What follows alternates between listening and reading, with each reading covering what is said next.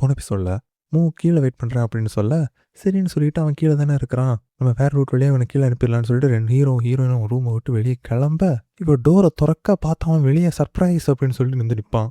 Hero just மிஸ்ஸில் பின்னாடி ஒளிய வந்து இந்த உனக்கு ஒரு கிஃப்ட்டுன்னு சொல்ல, ஐயோ எதுக்கு இது அதுவும் இந்த நேரத்தில் அப்படின்னு ஹீரோயின் சொல்ல, இதில் என்ன இருக்கு, சரி கையில் ஏன் வச்சுட்டு இருக்க, உள்ளே போய் வச்சுட்டு உட்காந்து பேசுவோம் வா அப்படின்னு சொல்ல, அது அது இல்லை கீழே ஒரு ரெஸ்ட் பார் இருக்கு, அங்கேருந்து நம்ம பேசுவோம் அப்படின்னு சொல்லிட்டு சைஸா அவனை கூட்டிகிட்டு வெளியே போயிடுறான். இப்போ அப்படியே சீன் சுவிட்ச் ஆகுது. ஹீரோ யோசிக்கிறான், இன்னைக்கு நடந்ததை வச்சு பார்த்தா கண்டிப்பாக ஹீரோனா மிஸ்டர் மோ ரிலேஷன்ஷிப்பில் இல்லை. அப்போ எங்கே இருந்து இந்த வதந்தி கிளம்பியிருக்கோன்னு யோசிக்க மிஸ்டர் மோ வீட்டுக்கு வரான். என்ன மாமா லேட்டு அப்படின்னு சொல்லிட்டு கேட்க, அவன் மருங்கள் ஆன்ட்டியை பார்த்துட்டு வரேன் அப்படின்னு சொல்ல, அவன் மைண்ட் வாய்ஸில் ஓஹோ இங்கேருந்து அந்த வதந்தி பரவிச்சான்னு என்ஷூர் பண்ணிக்கிட்டு, என்ன மாமா 8வது ஆன்ட்டியான்னு கேட்க, என்ன அந்த அளவுக்கு போல ஆனால் கூடிய சீக்கிரம்னு சொல்கிறாரு. அப்படியே பேசிகிட்டு இருக்கும்போது ஹீரோ நான் தனியாக வீடு எடுக்க போகிறேன்னு சொல்ல, ஏன் திடீர்னு அப்படின்னு சொல்லிட்டு கேட்க, எனக்கு ஒருத்தவங்க பிடிச்சிருக்கு அவங்க கிட்ட நான் இருக்கணும்னு விரும்புகிறேன் அப்படின்னு சொல்ல, ஓ அப்போ சரி அனுபவிடா, இப்போ அனுபவிக்காமல் இப்போ அனுபவிக்க போகிற, ஆனால் நான் சொன்னது ஞாபகம் இருக்கட்டும், எதா இருந்தாலும் இந்த மாமாட்ட ஹெல்ப் கேளு அப்படின்னு சொல்ல, ஆமாம் எனக்கு ஒரு சந்தேகம்,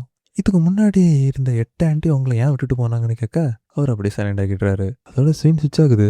இன்னைக்கு ப்ராடக்ட் லான்ச் டேட், ஒரு தப்பு கூட நடக்கக்கூடாதுன்னு எல்லார்ட்டையும் அதட்டி பேசிக்கிட்டு நம்ம ஹீரோ கிட்ட, எனக்கு புரியுது இது உன்னோட ப்ராஜெக்ட், இருந்தாலும் ஒரு தப்பு கூட நடக்கக்கூடாது அப்படின்னு சொல்லிட்டு மோட்டிவேஷன் கொடுத்துட்டு கிளம்புறா. இப்போ எங்கே லான்ச் ஸ்டார்ட் ஆகுது. லான்ச் அப்போ அங்கே ஒரு சின்ன பிரச்சனை.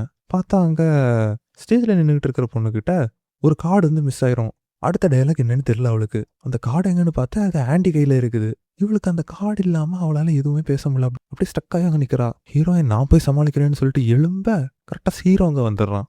வந்து சமாளிக்க ஆரம்பிக்கிறான். இந்த ஸ்பீச் கொடுக்குறான், இந்த ப்ராடக்ட் எஸ்பெஷலி அர்பன் ரன்னர்ஸ்க்காக உருவாக்கப்பட்டது.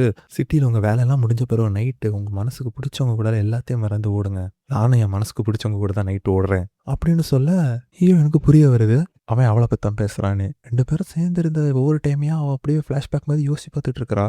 அப்போ ஹீரோன்ட்டு ஏதோ சொல்ல வர, ஹீரோயின் வந்து ஹீரோ மெய்மறந்து பார்க்குறத கவனிக்கிறான். இதை பார்த்துட்டு மோக்கு ஒரு மாதிரி ஆகுது. இப்போ ஸ்பீச் முடியுது. முடிஞ்சதும் கீழே வந்தப்புறம் ஹீரோயின்ட்ட நான் மீட்டிங்கில் சொன்னதை கேட்டிங்களான்னு கேட்க, ஹீரோயின் நீ ஈவெண்ட்டை காப்பாற்றிட்ட, குட் ஜாப் அப்படின்னு சொல்லிட்டு சொல்கிறா.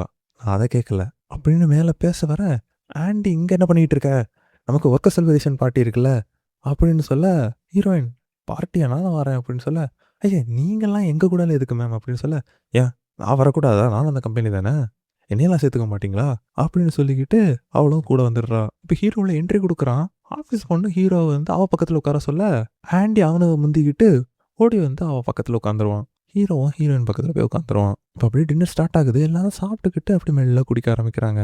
எல்லாரும் ஆமாம் ஸ்டேஜில் சொன்னல ஒரு பொண்ணு பிடிக்கும்னு, அது யாரு சொல்லு சொல்லு அப்படின்னு சொல்லிட்டு எல்லாரும் கேட்க, ஹீரோ அதை நான் எப்படி சொல்ல, எனக்கு அந்த பொண்ணு பிடிச்சிருக்கு, ஆனால் அந்த பொண்ணுக்கு என்ன பிடிக்குமான்னு தெரியலையே அப்படின்னு சொல்ல, ஆஃபீஸ் பொண்ணு அந்த பொண்ணுக்கு உன்னைய பிடிச்சிருக்கோ இல்லையோ, ஆனால் எனக்கு உன்னைய பிடிச்சிருக்கு அப்படின்னு சொல்லி எல்லாரும் ஷாக். ஆண்டியோட முகம் அப்படியே மாறுறதோட இந்த எபிசோட் முடியுது. ஆஃபீஸ் பொண்ணு இப்படி சொன்னதுக்கு ஹீரோ என்ன பதில் சொல்ல போகிறான், ஹீரோயினோட ரியாக்ஷன் எப்படி இருக்கும் அதை பார்க்கணுன்னா என்னென்ன வெயிட் பண்ணுறீங்க, இந்த வீடியோ தொட்டு அடுத்து என்ன நடக்க போகுதுன்னு சொல்லிட்டு தெரிஞ்சுக்கோங்க. என்ன ஒரு வீடியோ இல்லையா, ஐயோ சாரி மன்னிச்சுக்கோங்க, வீடியோ ரெடி ஆகிட்டே இருக்கு, கொஞ்சம் நேரம் சப்ஸ்கிரைப் பண்ணிட்டு வெயிட் பண்ணுங்க, அடுத்த வீடியோவில் சந்திக்கலாம்.